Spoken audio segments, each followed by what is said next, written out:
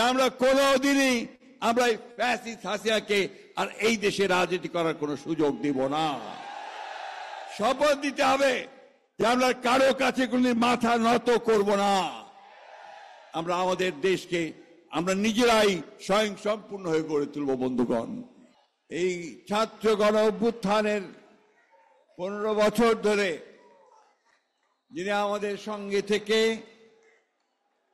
আমাদেরকে নেতৃত্ব দিয়ে আমাদের লক্ষ্যে পৌঁছে দিয়েছেন, আমাদের সেই তরুণ নেতা, যার উপরে ভরসা করে আজকে বাংলাদেশের 18 কোটি মানুষ চেয়ে আছে, আমাদের ভারপ্রাপ্ত চেয়ারম্যান জনাব তারেক রহমান মঞ্চে উপবিষ্ট আছেন।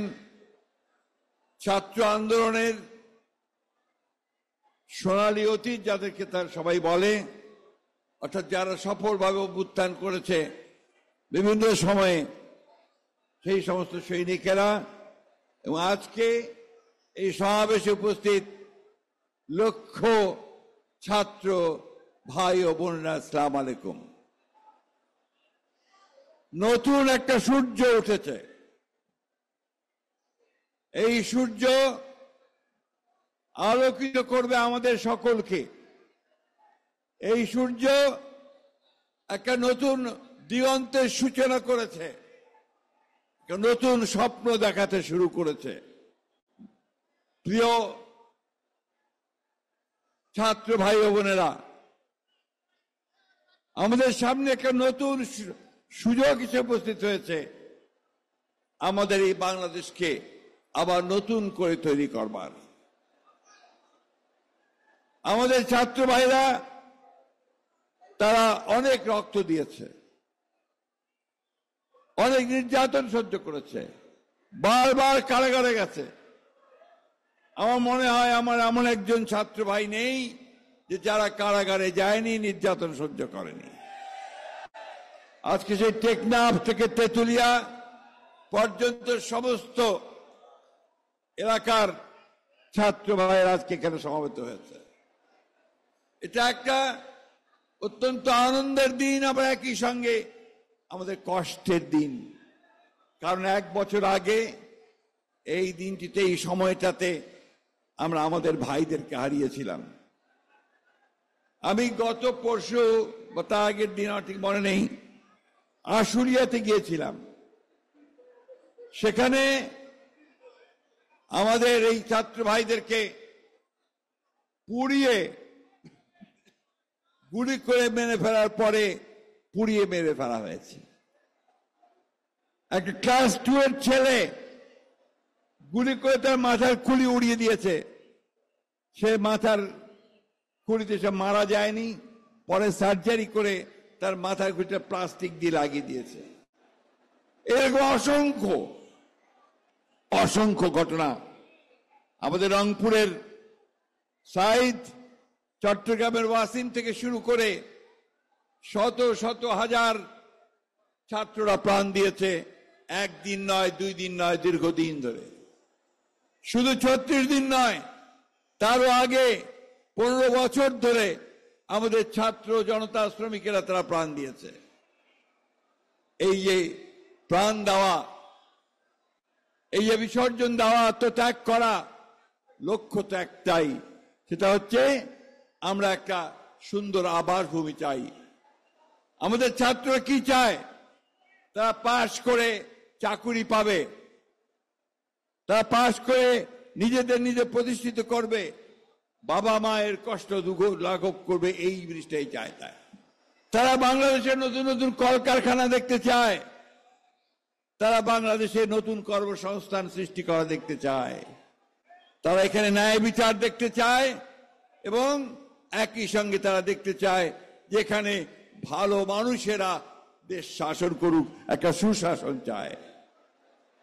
প্রিয় বন্ধুরা, তোমাদেরকে বন্ধু বলছি এই জন্যে যে আজকে আমাদের বয়স অনেক হয়েছে, তারপরেও তোমাদেরকে বন্ধু বলো এই জন্য যে তোমাদের সঙ্গেই আমরা সব সময় কাজ করেছি, কাজ করব।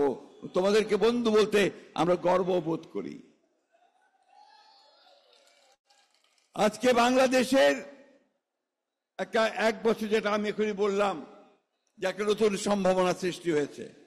অনেক সমস্যা আছে আমাদের, আপনারা জানেন খুব ভালো করে, সবাই জানেন আপনারা, যে আমরা বাংলাদেশের সমস্যাগুলোকে চিহ্নিত করে আমাদের নেত্রী দেশনেত্রী বেগম খালেদা জিয়া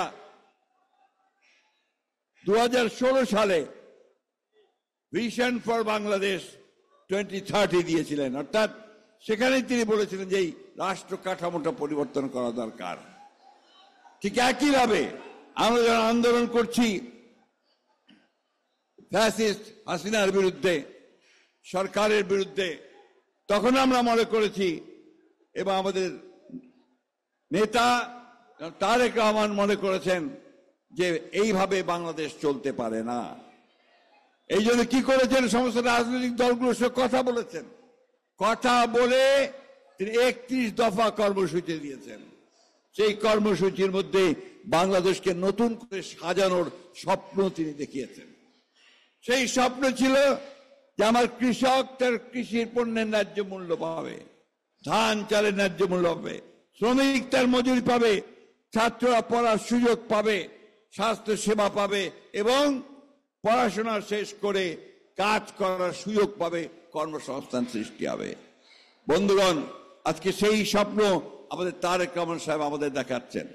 তিনি ফ্যামিলি কার্ডের কথা বলেছেন, অন্যান্য অনেকগুলো নতুন চিন্তা ভাবনা তিনি সামনে নিয়ে এসেছেন। তিনি হয়তো কিছুটা আপনাদের সামনে কিছু তুলে ধরবেন।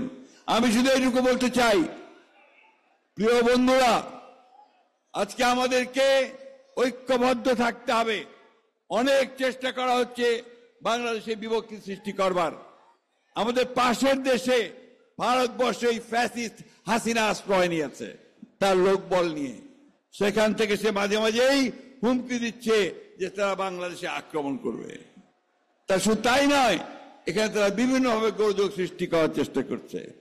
আজকের এই সমাবেশ থেকে আমাদেরকে শপথ নিতে হবে যে আমরা কোনোদিনই আমরা এই ফ্যাসিস্ট হাসিনাকে আর এই দেশে রাজনীতি করার কোনো সুযোগ দিব না। শপথ দিতে হবে যে আমরা কারো কাছে কোনদিন মাথা নত করব না। আমরা আমাদের দেশকে আমরা নিজেরাই স্বয়ং সম্পূর্ণ হয়ে গড়ে তুলব। বন্ধুগণ, এটা নেতৃত্ব দিচ্ছেন আমাদের তারেক রহমান সাহেব। সেই পথই তিনি দেখাচ্ছেন, যে জন্য তিনি কি স্লোগান দিয়েছেন, যে সবার আগে কি স্লোগান দিয়েছেন তিনি, সবার আগে বাংলাদেশ, তাই না? অর্থাৎ ওই বাংলাদেশকে সামনে এগিয়ে যেতে হবে। এই দায়িত্বটা কার? এই দায়িত্ব হচ্ছে আপনাদের, এই দায়িত্ব হচ্ছে ছাত্রদের। মেধা এবং বুদ্ধিমত্তার চর্চা করে সামনের দিকে এগিয়ে যেতে হবে। মেধা ছাড়া আমরা সামনে যেতে পারবো না। জ্ঞান বিজ্ঞানের চর্চা, মেধার চর্চা, এর মধ্য দিয়ে আমাদেরকে সামনের দিকে এগোতে হবে। আমাদের সামনে এখন লড়াই যে বাংলাদেশে একটা গণতান্ত্রিক রাষ্ট্র প্রতিষ্ঠা করা। আমরা সেই লক্ষ্যে গিয়ে চলেছি। আমাদের নেতা তারেক রহমান সাহেব দিল্লিতে বসে প্রধান উপদেষ্টা প্রফেসর মোহাম্মদ ইউনূসের সঙ্গে আলোচনা করে নির্ধারণ করেছেন ফেব্রুয়ারি মাসে নির্বাচন হবে। গোটা বাংলাদেশের মানুষ অপেক্ষা করে আছে যে ফেব্রুয়ারি মাসে নির্বাচন হবে। তার আগে গোটা বাংলাদেশের মানুষ অপেক্ষা করে আছে আমাদের নেতা তারেক রহমান সাহেব দেশে ফিরে আসবেন, তাই না? আমরা সবাই তাই চাই না? উনি আসবেন, আমাদের নেতৃত্ব দিবেন, আমাদের পথ দেখাবেন। বন্ধুরা, আসুন আজকে আমরা এই শপথ গ্রহণ করি যে আমরা সবাই ঐক্যবদ্ধ হয়ে আমরা তারেক রহমান সাহেবের নেতৃত্বে আমরা এই দেশকে সত্যিকার অর্থেই শহীদ প্রেসিডেন্ট জিয়াউর রহমানের যে স্বপ্ন ছিল, দেশনেত্রী বেগম খালেদা জিয়ার যে স্বপ্ন, সেই স্বপ্নগুলোকে আমরা বাস্তবায়িত করি। একটা সত্যিকার অর্থেই একটা সুখী, সুন্দর, সমৃদ্ধ বাংলাদেশ, গণতান্ত্রিক বাংলাদেশ নির্মাণ করি। এই কথা বলে আপনাদের সবাই আবারও ধন্যবাদ, অভিনন্দন জানিয়ে বক্তব্য শেষ করছি। আসসালামু আলাইকুম, খুদা হাফেজ। বাংলাদেশ জিন্দাবাদ, বাংলাদেশ জাতীয়তাবাদী ছাত্র দল জিন্দাবাদ, শহীদ জামারক দেশনেত্রী বেগম খালেদা জিন্দাবাদ, তারেক রহমান জিন্দাবাদ, শহীদ স্মৃতি অমর হোক।